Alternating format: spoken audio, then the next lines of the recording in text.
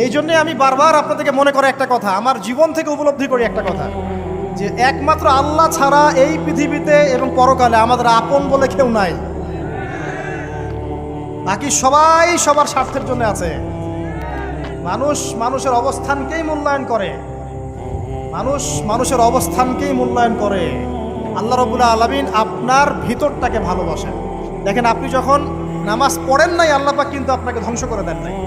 আল্লাহ পরম করুণাময় আপনাকে হেদায়েত দিয়ে নামাজি বানিয়ে দিয়েছেন। জীবনে অনেক পাপ করেছেন, ইনস্ট্যান্ট আল্লাহ পাক শাস্তি দিতে পারতেন, আল্লাহ পাক দেন নাই। আল্লাহ আপনাকে ভালোবাসেন, আল্লাহ আমাকে ভালোবাসেন। আল্লাহ পাকের এই ভালোবাসার ঋণটা শোধ করার জন্য হলেও নামাজি হয়ে যান, আল্লাহর পথে ফিরে আসেন, দিনের জন্য কিছু করেন, দিনের ফিকির করেন, পড়াশোনা করেন। প্রিয় ভাইরা, আল্লাহ পাক তৌফিক দান করুন। দেখুন, এই রিবা থেকে দূরে থাকার জন্য একটা হাদিস যথেষ্ট। 4 শ্রেণীর মানুষকে আল্লাহ রাসূল সাল্লাল্লাহু আলাইহি ওয়াসাল্লাম